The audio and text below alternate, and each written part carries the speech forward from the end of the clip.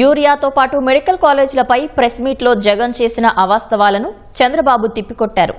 Urea కొరత లేదని, భవిష్యత్తులోనూ కొరత లేకుండా చర్యలు తీసుకుంటున్నట్లు చంద్రబాబు చెప్పారు. అలాగే మెడికల్ కళాశాలలను ప్రైవేట్ పరం చేస్తున్నారని జగన్ ఆరోపించగా అసత్య ప్రచారాలు మానుకోవాలని సీఎం సూచించారు. అసలు రైతులు రోడ్డు ఎక్కాల్సిన పరిస్థితి ఎందుకు వచ్చింది? మీరు గన ఎరువులను అందించాల్సిన ఎరువులను అందించి ఉండింటే అసలు ఈ పరిస్థితే ఉండేది కాదు కదా. ఏ రైతు రోడ్డు ఎక్కే పరిస్థితే ఉండేది కాదు కదా. చిత్తూరు జిల్లా కుప్పం సొంత నియోజకవర్గం, చంద్రబాబు నాయుడు సొంత నియోజకవర్గంలో పరిస్థితి అది. ఆడన దుంకి సావచ్చు చంద్రబాబు నాయుడు. ఇది వ్యవసాయ శాఖ మంత్రి కాన్స్టిట్యున్సీ.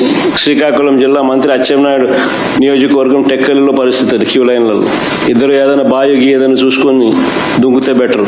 యూరియా గాని ఫెర్టిలైజర్స్ గాని ఒకటి హామీ ఇస్తున్నా, ఏ రైతుకి యూరియా కొరత రానికుండా చేసే బాధ్యత నేను తీసుకుంటానని మీ అందరికి హామీ ఇస్తున్నాను. రైతులను కోరుతున్నా, మీరు కూడా ఎంత యూరియా కావాలనో అంతే వాడండి.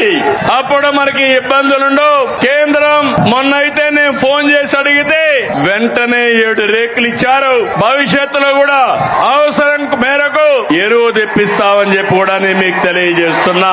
నేను దిగిపోయే నాటికే దాదాపుగా 3,000 కోట్ల పనులు జరిగాయి. మిగిలిన 5,000 కోట్ల పనులకు కూడా నాబార్డ్ శాంక్షన్స్ వచ్చినాయి. Central government special assistance for capital expenditure వచ్చింది. Centrally sponsored scheme for the establishment of new medical colleges కింద కూడా ఫండ్స్ శాంక్షన్ అయినాయి. మరి substantial portion of the funds ఈ 5,000 కోట్లలో కూడా టైఅప్ అయినాయి. నేను అడుగుతా ఉన్నా, 5 సంవత్సరాలలో 5,000 కోట్లు పెట్టలేరాయా? ఒక నాయకుడు ఉన్నాడు ఈ రాష్ట్రంలో, మెడికల్ కాలేజ్ అంటే తెలియని నాయకుడు. ఆయన మాట్లాడుతున్న నేనేదో పొడి చేశాను, మీరు దానికి ఏదో ఇది చేశారని. భూమి ఇస్తే మెడికల్ కాలేజ్ అయిపోదు. 17 కాలేజీలుంటే ఒక కాలేజీ మాత్రం మొన్నే పాడేరు ఆపరేషన్ చేశాం. 16 కాలేజీలు చేయలేకపోయాం. ఫౌండేషన్ వేయడం, రిబ్బన్ కట్ చేయడం, నేనేదో చేశామని చెప్పుకోవడం కాలేజీని నడిపే విధానం కాదు. అందుకే ఈ రోజు ఈ ప్రభుత్వం పీపీపీ విధానం తీసుకొచ్చాం.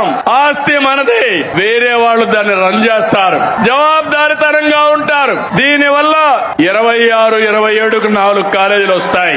27, 28కి 7 కాలేజీలు వస్తాయి. 50% సీట్లు కన్వీనర్ కోటా కింద వస్తుంది.